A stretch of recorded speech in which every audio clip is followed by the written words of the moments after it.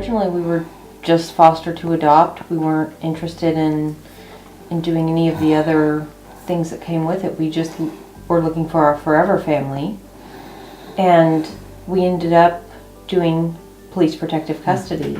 It got into a position where there was just so many kids in the system, and it's like we were sitting in this barn with room and the ability and the space, and so it was like, well, it's, you know, ridiculous for these kids to be sleeping, you know, wherever they can go when we've got the ability to do it here.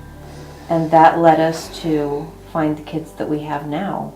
Mm-hmm. If they hadn't have come through our door, we wouldn't have them. And it was because we opened up our home to more possibilities as far as foster care.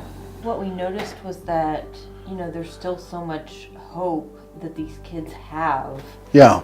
That it hasn't been, you know, stamped out in them. It's fun to have these kids running around the house. It's Mm-hmm. just what I love about doing all this.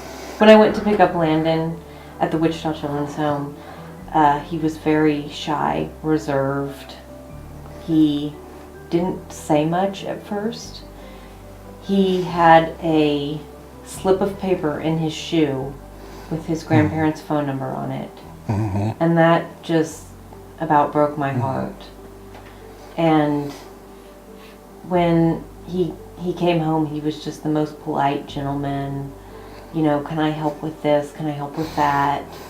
He just wanted to spend time with us. He wanted to be where we were, doing what we were doing. Yeah. And that's really still his personality. And then Bella came to us in July, shortly after Landon's birthday. Mm-hmm. And when I picked her up, they had said all these very negative things about her. They had said that she abused animals and that she had ripped up her clothes. Just a laundry list. Oh yeah, terrible things. And I picked up this little blonde girl who had her face painted up like a cat. And she just kind of looked up at me and she goes, "Hi." And it was the sweetest thing ever. And I was just like, this can't be the little girl they've described. And we took her home, and I thought, you know, if this doesn't work out, it's only 3 days. And the two of them just got along so well that we just decided, hey, let's ask her to stay. Mm-hmm. This is what our family looks like. Yeah.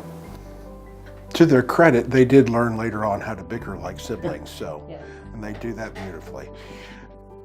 So Landon was here for 3 days. We talked to him about, you know, if he wanted to stay for going long term. And that night he had told us that he thought he needed to go ahead and go on to somewhere else. And, you know, I told him that we understood, because, you know, our goal for him was that he deserved a place to call home. And if it wasn't here, that was fine, but everybody should have a place you can call home. And St. Francis was on their way to pick him up in the morning.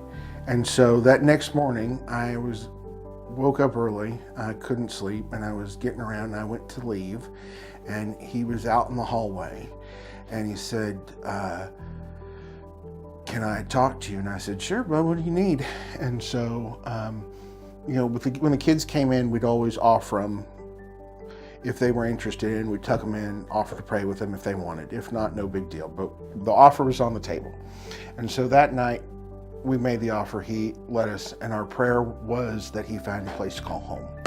And so when that morning he came down here to the kitchen and we were sitting, and I said, "Well, what can I do for you, bud?" And he said, "Last night when you were praying," this gets me choked up.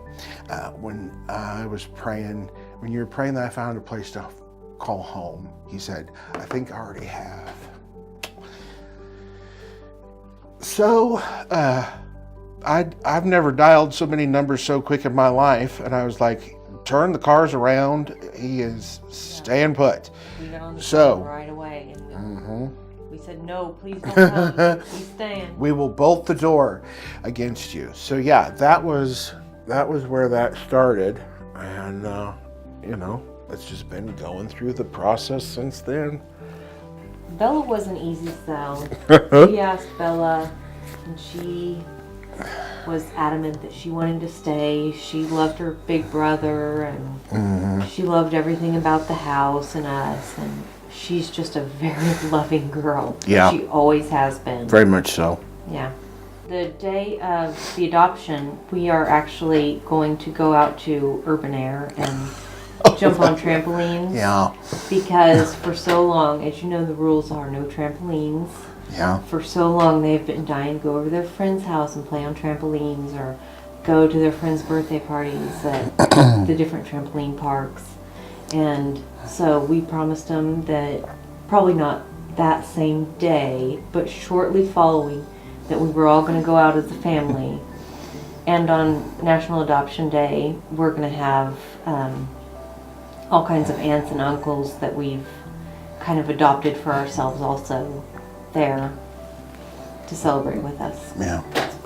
So we drive by that Urban Air on Kellogg, and it's like watching two sad puppies look out the door. They're just like brokenhearted every time. God love them.